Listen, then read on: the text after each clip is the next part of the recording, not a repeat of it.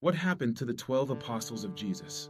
After the resurrection of Jesus, his followers didn't gain power, wealth, or safety. They gained opposition. According to the New Testament and early historical sources, nearly all of the apostles suffered persecution, exile, or violent death, not for political rebellion, but for proclaiming that Jesus had risen from the dead.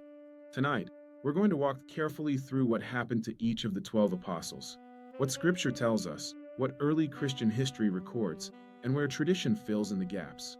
This is not legend building. This is historical testimony, and where certainty ends, we'll say so. Peter becomes the most outspoken leader of the early church. In Acts, we see him arrested, beaten, imprisoned, and warned to stop preaching. Early sources like Clement of Rome and Origen report that Peter was executed in Rome during Nero's persecution. According to consistent early tradition, Peter requested to be crucified upside down, believing himself unworthy to die in the same manner as Jesus. Peter, who once denied Christ, died refusing to deny him again. Andrew, Peter's brother, preached in regions around modern-day Greece. Early church writers record that he was crucified in the city of Patmos. Tradition says Andrew continued preaching from the cross until he died. Whether every detail can be verified or not, multiple independent sources agree. Andrew died for proclaiming Christ. James is the only apostle whose death is recorded directly in Scripture. In Acts 12, King Herod Agrippa orders James to be executed by the sword.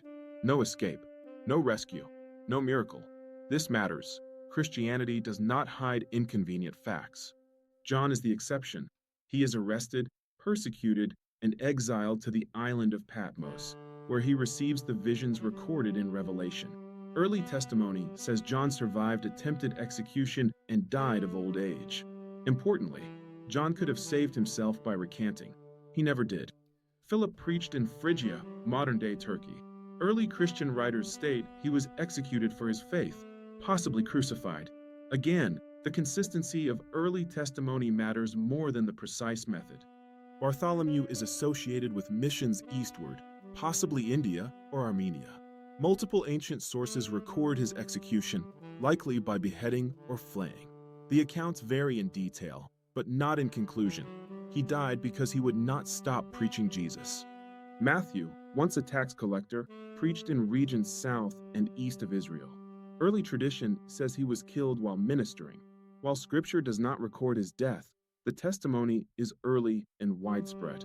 Thomas is remembered for doubt, but history remembers his courage. Early Christian communities in India trace their origin to Thomas. Multiple ancient sources say he was killed with spears for preaching Christ. The doubter became a missionary and a martyr, often called James the Less. Early testimony suggests he was stoned or beaten to death. Details are limited, but his death is consistently linked to faithfulness to Christ. Thaddeus, also called Jude, preached in Mesopotamia.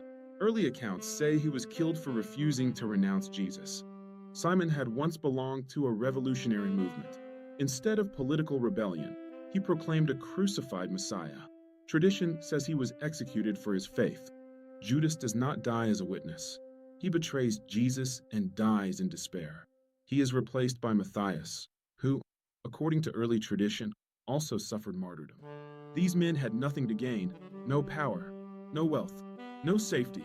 They could have saved themselves by saying one thing. It wasn't true. Instead, they endured suffering, exile, and death.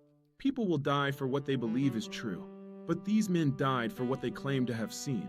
They said they saw Jesus alive again, and not one of them recanted.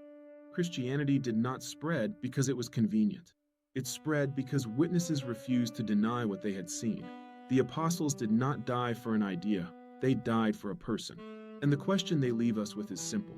If Jesus was not risen, why did they all die saying he was? If this video helped you understand the historical foundation of the Christian faith, like the video, subscribe to the channel.